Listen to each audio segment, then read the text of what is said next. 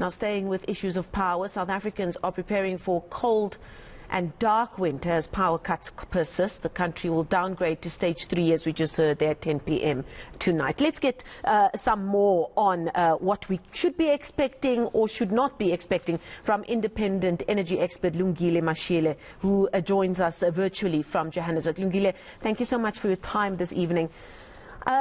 It's very difficult to try and have this kind of conversation with people in your field of expertise without having to ask, is there some good news? Is there, forgive the pun, light at the end of the tunnel when it comes to the blackouts and the performance of Eskom? We heard from Andre de Ruyter this week. He didn't paint a very, very rosy picture. He said they didn't have as good an Easter weekend as they would have liked, as he said, because heavy rains contributed to more wet coal, leading to blockages. And of course, because it was colder, people were using more power. And that's just an unending vicious cycle, or a bad cocktail that we keep hearing are causing these stage 3 and 4 blackouts all the time. What do you read when you look at the picture that we've seen unfold in the last week or so? What do you read into it? What are you seeing is unfolding as we speak?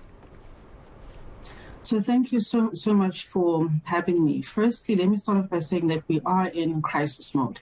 I've been looking at the demand figures since Tuesday, and they're not looking good. So, even from, Monday.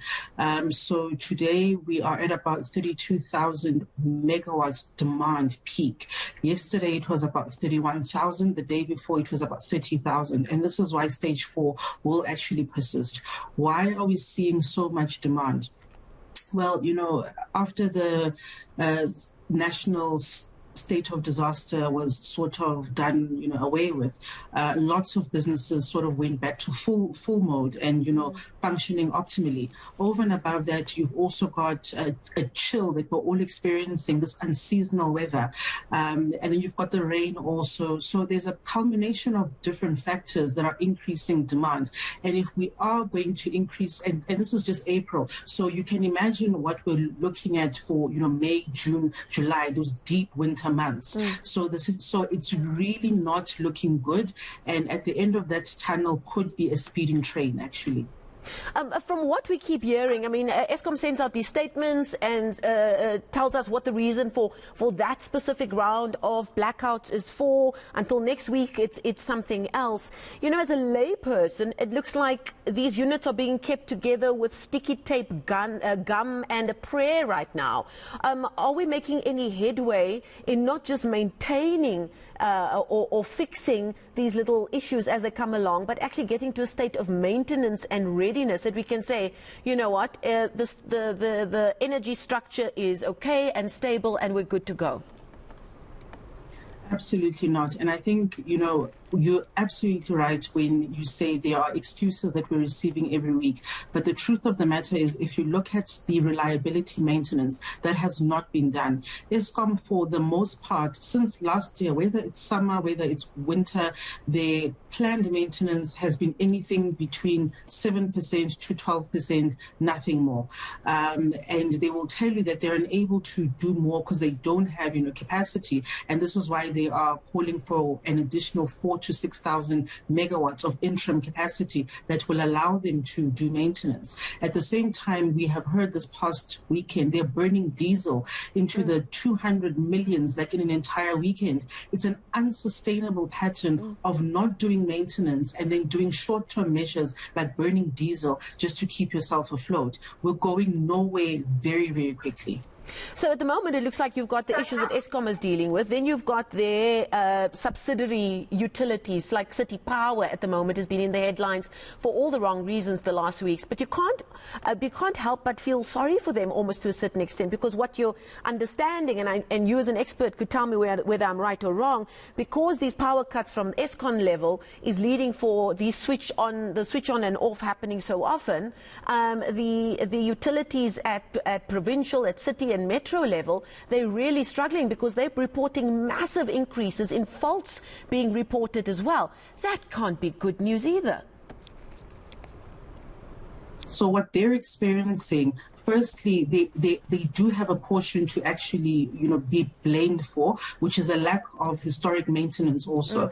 But over and above that, our system, electricity system, is not designed to be run in this way. Let's just take a transformer for, example. When you switch it off, you are supposed to let it cool down for a certain period of time before switching it on again. This 2-hour gap is not good enough. And so as a result, you will have trips, you will have blowouts, you will have fires. And this has been ongoing for the last 2 years. And let's not forget that then criminals use this as an opportunity to start stealing cables as well. So even if they do now want to bring back like the power, now all of a sudden cables are now gone. So it's a multitude of issues that don't just involve, Eskom, but it's the municipalities, it's thieves, it's SAPS, it's a number of different issues. And I'm sure you have seen, reports over the last, few days, El Dorado Park, Pimville, where people are saying we've got massive issues. And at the heart of it lies load shedding, lies the transformer issues in local municipalities as well. And then after a round of load shedding, you inevitably now in certain suburbs and communities have issues with the water reservoirs as well. So the list just goes on and on. Okay, so where does this leave us now? Are we going to talk again next year this time as we head into the winter season and we're going to be sitting with the same problem? What are you seeing needing to be done so that we don't have to have the same conversation next year this time? So if nothing is done, we're going to be having this chat throughout the winter into the summer months and for the next couple of years. What Eskom and I suppose government need to do urgently is to procure additional capacity. But before we even get there, the most immediate thing is carrying out reliability maintenance. That is pivotal. And Eskom needs proper planning in order to carry this out. So they, first of all, need sufficient capacity. Then they need funding. Then they also need, to procure efficiently also. Then they need to be consultants, engineers that are on board, both internally and externally from the original equipment manufacturers that are available. So it's not just a single person decision, but rather looking at the entire energy value chain, electricity value chain, and saying, are all the stakeholders on board? And this is what we're currently missing at the moment. One final question before I let you go, Lungile, and a random one at that. At the end of each Eskom statement that we get day in and day out, they say, we really request that South Africans please use electricity sparingly. Does that make a difference? Does it make a difference if an ordinary person who perhaps has, an ordinary house, a 3-bedroom, if they're privileged enough to do so, and it's not winter days yet, does that help, or are we actually barking up the wrong tree here? Is it up to your bigger electricity users really to make a difference in using power sparingly to help us stay online? Oh, absolutely not.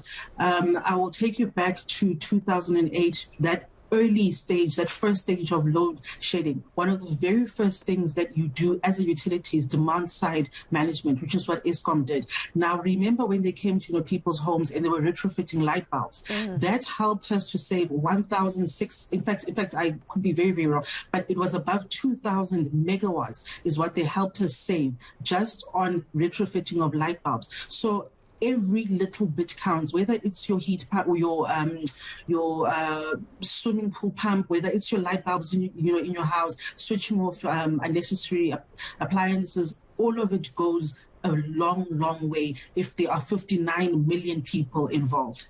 Well, there you go. There you heard it from the expert herself. So every little bit helps. Thank you so much, independent energy expert Lungile Mashele, joining us there from Joburg. We thank her for her time.